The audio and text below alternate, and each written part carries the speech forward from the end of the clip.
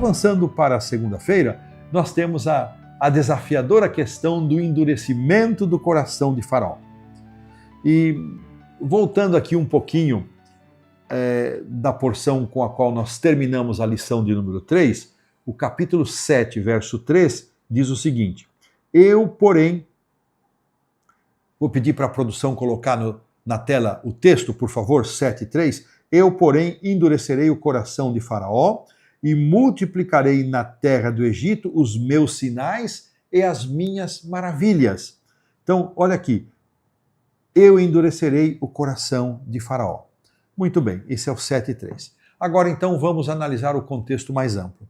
A lição começa afirmando que 9 vezes o livro de Êxodo afirma que Deus endureceu o coração de Faraó. 4:21 antes do texto que nós lemos, 7:3 e assim por diante. Mas outras 9 vezes é dito que o próprio Faraó endureceu o seu coração.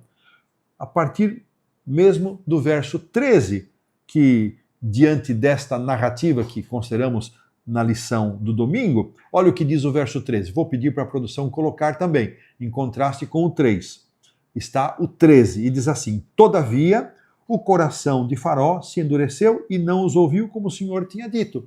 Então, esse é o primeiro texto, e depois o 14, disse o Senhor Deus a Moisés: o coração de Faraó está obstinado, recusa deixar o meu povo ir. E assim por diante, a pergunta que a lição faz: afinal de contas, quem endureceu o coração de Faraó? Foi ele mesmo ou foi Deus? Bom, o autor faz aqui um arrazoado muito interessante. É significativo que no relato das 10 pragas, nas 5 primeiras pragas, que vamos estudar nessa semana, apenas o Faraó seja considerado aquele que endureceu o seu próprio coração. A primeira vez que vai aparecer a expressão que Deus endureceu o coração do Faraó é na 6ª praga. Bom, isso mostra, diz a lição, que Deus permitiu que Faraó seguisse no endurecimento do seu coração e na sua determinação. Em outras palavras, Deus enviou as pragas apenas porque Faraó recusou libertar o povo. Se Faraó tivesse permitido e libertado o povo e liberado o povo desde o primeiro, não teriam ocorrido as pragas. Deus enviou as pragas com o propósito de ajudar a Faraó a se arrepender e também a se libertar da escuridão em que ele vivia naquele cenário religioso, escuridão e erro, naquele cenário de idolatria. Deus não criou o mal, muito menos o pecado. Lembremos sempre disso, irmãos. E, consequentemente, não fez isso no coração de Faraó. Deus não quer que ninguém se perca, inclusive não queria que o Faraó se perdesse.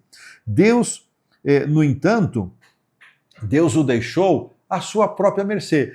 Deus insistiu tanto com Faraó, tantas foram as vezes que Moisés foi até ele, e ele foi recusando. Dr. Rodrigo, Leandro Quadros deram assim ajudas preciosas para entender. Rodrigo disse o seguinte: quando você insiste com uma pessoa para não fazer alguma coisa, então vamos supor, nós que somos pais, ou vamos usar o mesmo exemplo que o Dr. Rodrigo usou. Se uma pessoa está com dor de garganta ou por qualquer outra razão não deveria tomar um sorvete, e um amigo ou pai, mãe diz: olha, não toma o sorvete, não toma, fala uma vez, 2, 3, mas a pessoa insiste que quer tomar o sorvete.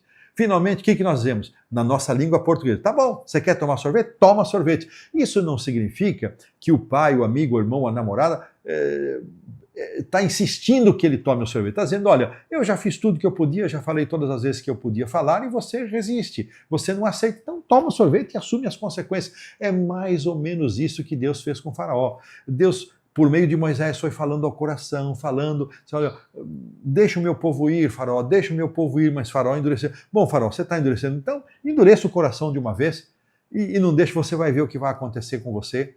Você vai ver que eu não quero que aconteça isso, mas você vai pagar um preço muito caro. Você acha que os seus deuses vão libertar você, mas eles vão ser derrotados. É mais ou menos assim essa compreensão. E é muito importante deixar muito claro: Faraó tinha livre-arbítrio. Ele podia escolher libertar o povo ou reter o povo.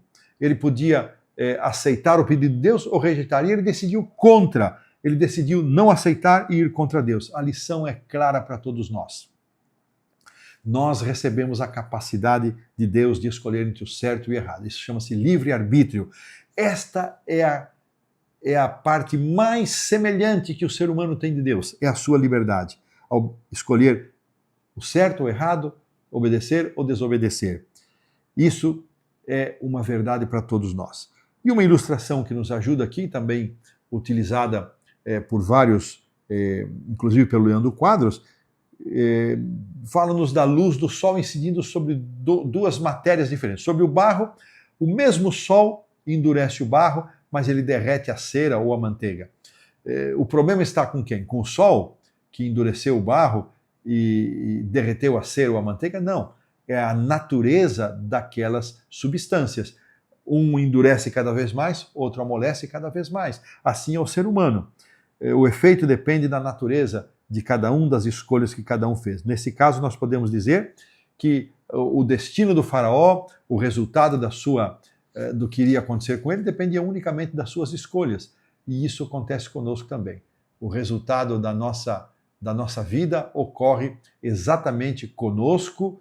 E o que ocorre exatamente conosco é o resultado das nossas escolhas. Que Deus nos ajude a fazer boas escolhas. Como disse Moisés, eu te coloco hoje a vida e a morte. Escolhe, pois, a vida para que vivas. Que este apelo que Moisés fez ao povo antes da sua morte, da sua despedida, seja o apelo diário. Escolhe a vida, escolhe o bem, escolhe o certo, e que Deus nos ajude a fazê-lo e experimentar as bênçãos e as consequências que Ele nos oferece, boas, das nossas escolhas, evitando assim as consequências ruins das más escolhas. Desta maneira, pomos um ponto final na lição da segunda-feira.